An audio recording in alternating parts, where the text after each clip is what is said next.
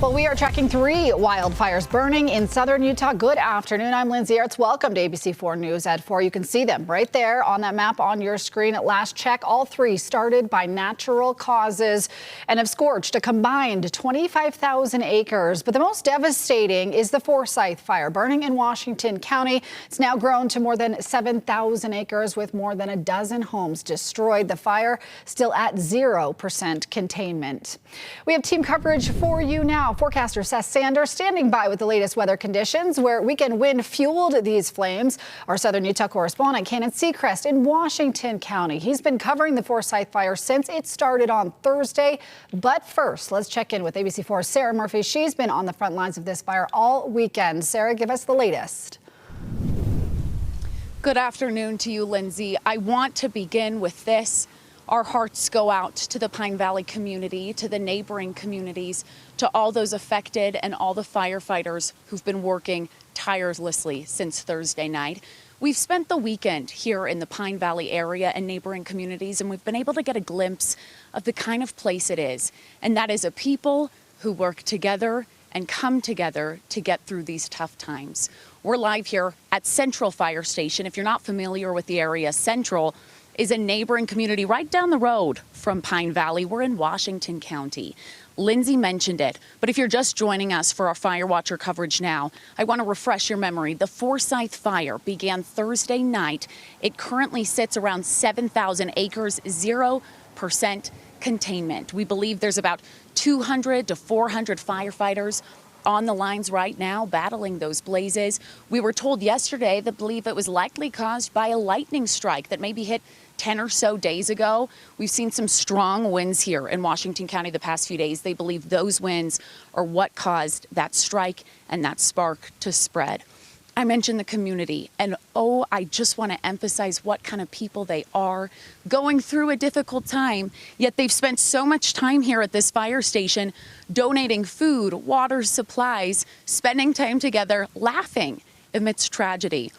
I want to give you a glimpse of what the Forsyth Fire has been like so far through their eyes. I'm going to show you some of this video now. It might be unfamiliar to you before because you probably haven't seen it. That's because we got this video from people who live there in Pine Valley. They say the flames came right up to their homes, leaving smoke and damage in its path. Some of their very own homes burned down. Others watched their neighbors' homes get destroyed. A total of 13, we're told, were destroyed. Community members say, though, what's been inspiring really is seeing these people come and help others with donations despite what they went through themselves.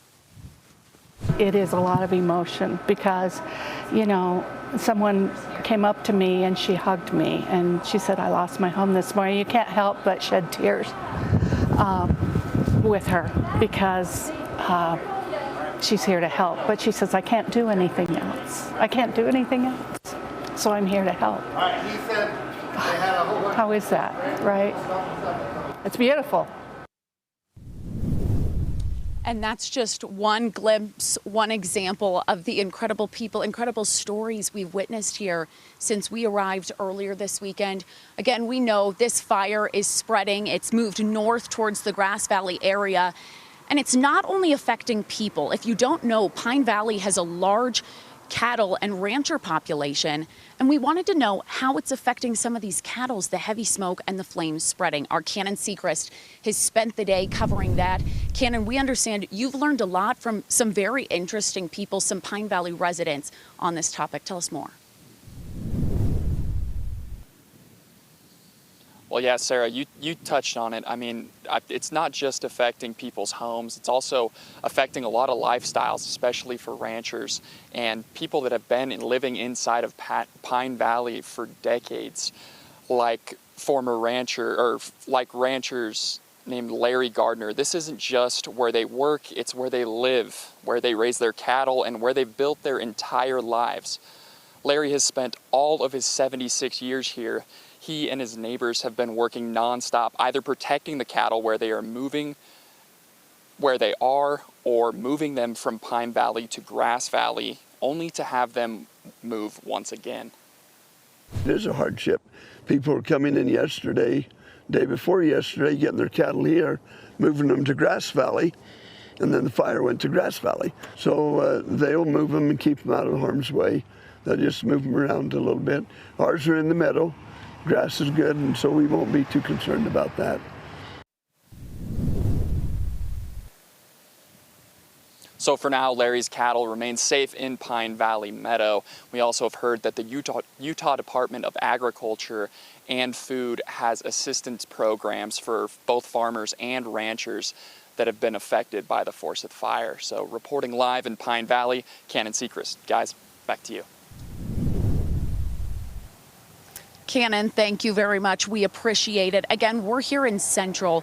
We're on the main road. A road to the left of me enters up into Pine Valley. There's a roadblock there blocking one of the main entrances into the valley. We've seen cows, cattle line the roads. We've seen some trucks go by, herding some of these cattle, bringing them to other safer locations. For the past 5 days or so, the Forsyth Fire has continued to grow each night, and we know a big part of this is due to the strong winds we've seen over the weekend in Washington County. I know we have Seth Sanders on standby to tell us a little bit more about what we can expect weather-wise here down south moving forward. Seth, I'm going to toss it over to you. Thank you, Sarah. Yeah, it's really bad conditions, especially Friday and Saturday. We had wind gusts in the 50s across the state with a few places in the 60s, as well as humidity in the single digits. Now, the wind has died back and the humidity isn't quite as bad, but it's still definitely dry out there, and we do have a breeze. So the fire conditions are still elevated for a huge majority of the state. This is a live view from St. George. You can actually see the smoke from the Forsyth Fire right there behind the mountains. A little bit of a hazy sky there in Washington County as well.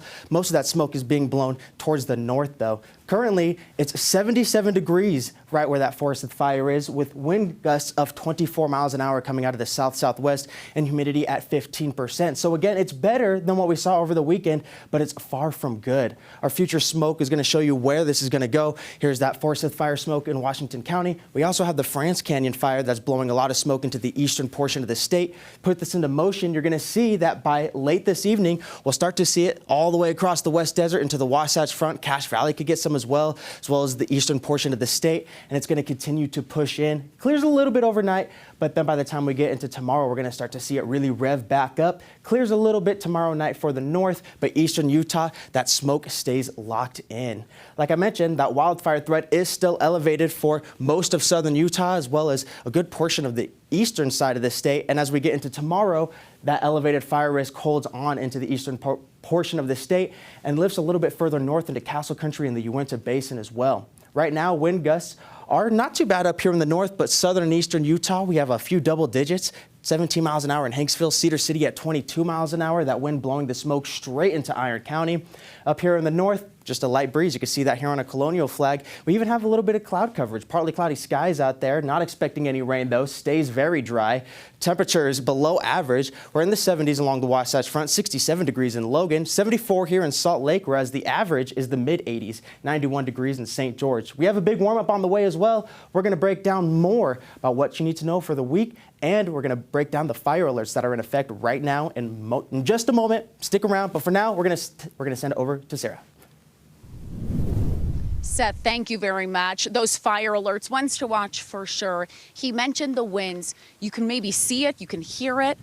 Milder compared to what we saw Saturday. Those were some strong gusts of winds, and we saw it spread the flames uphill as they jumped north towards the Grass Valley area. Pine Valley, Grass Valley remain under evacuation. Pinto area is on standby. We have so many amazing people we've met, firefighters, Pine Valley community members, neighboring community members. We plan to continue to bring you their incredible stories tonight as our news goes on, continuing next on ABC4 News at 5 o'clock. At 6 p.m. tonight, there's a scheduled community meeting here at the Central Fire Station. This is the first time as a public community we will be hearing an update. We will be streaming that, bringing that to you live on ABC4 News at 6 o'clock. Live in Central and Pine Valley area here on your Monday evening, Sarah Murphy, ABC4 News. Lindsay, I'll send it back to you.